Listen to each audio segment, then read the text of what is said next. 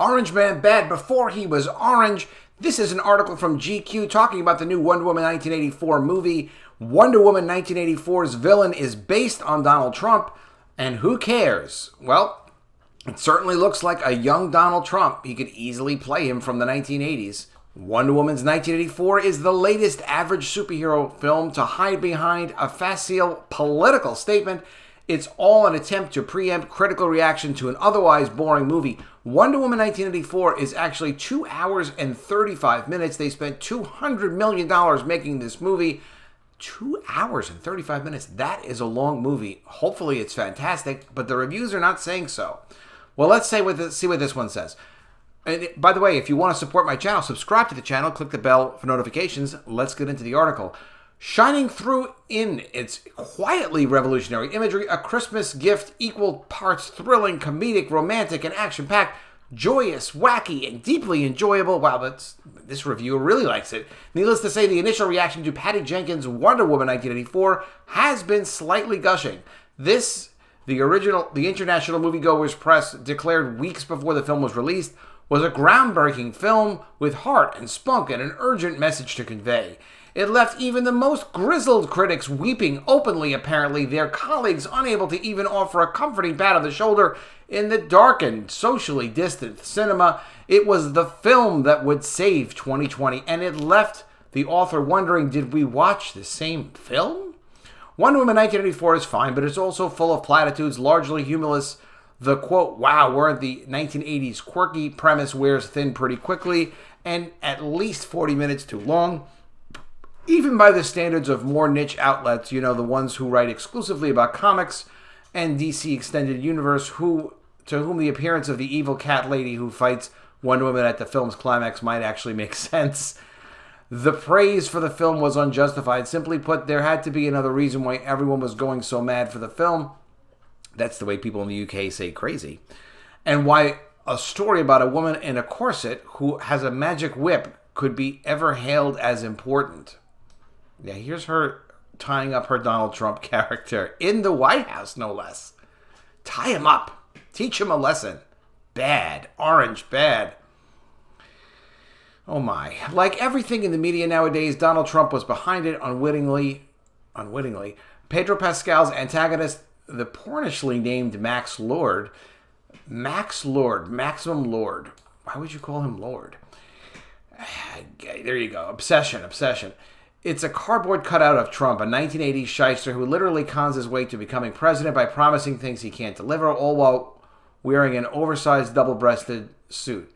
He has a raging inferiority complex, floppy hair, and lives in a gilded office block. Everything about him is fake. His business is secretly a worthless pyramid scheme that relies on the outward display of extreme consumption, and the whole thing comes crashing down after Wonder Woman persuades him of the futility of his loaded promises to the world. Oh my God. At one point, he even declares, I'm not a con man, I'm a television personality. Okay, then after a business associate eviscerates him, I'm not a loser, he's a loser. The only difference between the two is that Max Lord actually loves his son. What a horrible, horrible thing for the reviewer to say. Compare Donald Trump's children to your children and your relatives' children and see how well they've been raised and whether or not they take drugs and alcohol. Trump did a great job raising his kids. This shouldn't matter much, but in the current filmmaking ecosystem where originality dies a little more with every buck Bob Iger banks, because Bob Iger is getting rich off of sequels, it does. To understand why, we have to take a step back and look at the massive success of superhero films more generally and their financial dominance of global culture. The famously recalcitrant writer and graphic novelist Alan Moore recently gave an interview to Deadline magazine in which he trashed the modern obsession with superhero films, accusing them of blighting culture and pointing out how they were invented in the late 1930s for children in the process. It's a note Moore likes to hit in his interviews, and he's right. Of course he's right. Why not? This is a great uncomfortable secret of modern cinema that pan-franchise, multi-billion-dollar crossover projects like Marvel's Cinematic Universe and DCEU have turned the art form's tentpoles into a bland soup of simplistic, cape-corseted characters starring in films that have little visual value beyond muddy, smoky CGI. Disney, our very own universe's version of the Tyrell Corporation, has just announced another 10 MCU projects. Hooray.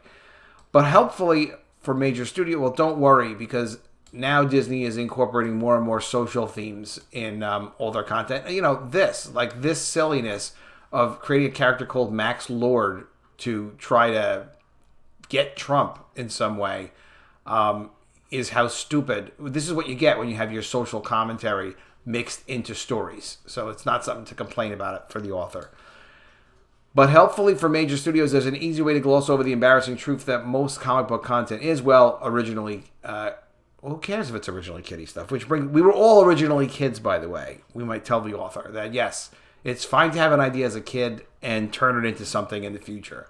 So was Spawn.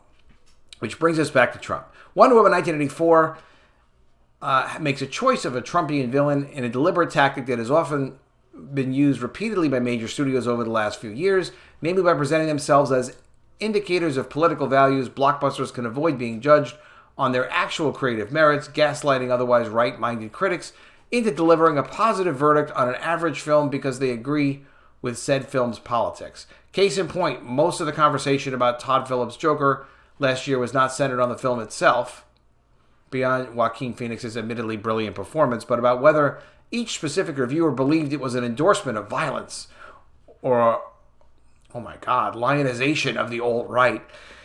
A year earlier, Black Panther was hailed as visionary for its mostly black cast and director, but behind the scenes as well. Everybody was black on that film. Good for them.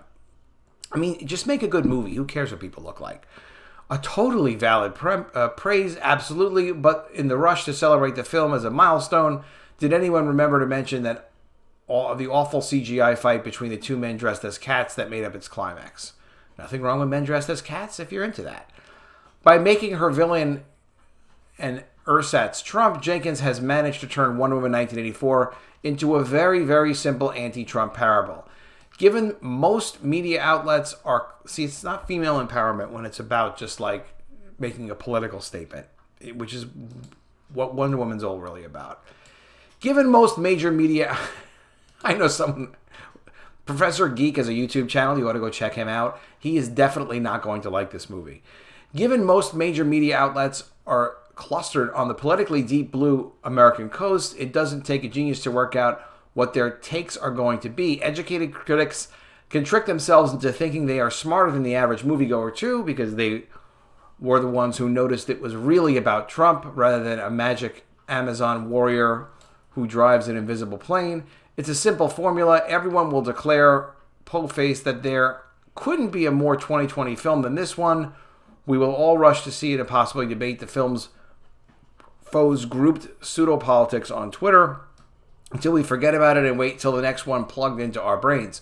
Warner Brothers adds another $1 billion to its DCEU tally. Well, not nearly. This is not going to be a $1 billion grossing movie. As we have found out recently, in China, it's already doing less than half what the original film was doing. And brave films based on original intellectual properties will continue to vanish until we forget they even existed. If superhero films weren't the preeminent cultural product of our age, none of this would matter much, but they are.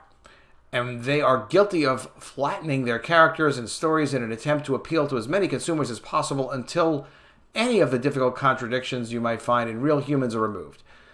They insist they contain solemn political truths, as if watching Wonder Woman 1984 is going to turn everyone who sees it into a Chomsky or Zizek or something.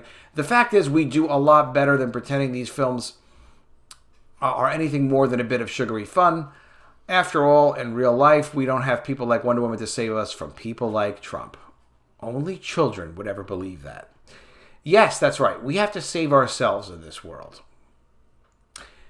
Donald Trump is the star of Wonder Woman 1984, and people are frustrated already that he's getting too much attention for being tied up in a magical lasso by Diana Prince, Wonder Woman.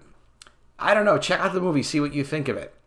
And if you want to check out my graphic novel, support me this way. I would love that. This is the Mermaids comic book. It's an epic mermaid fantasy. Donald Trump is not in it. It's like Game of Thrones with mermaids. and it's about a main character, Jonna.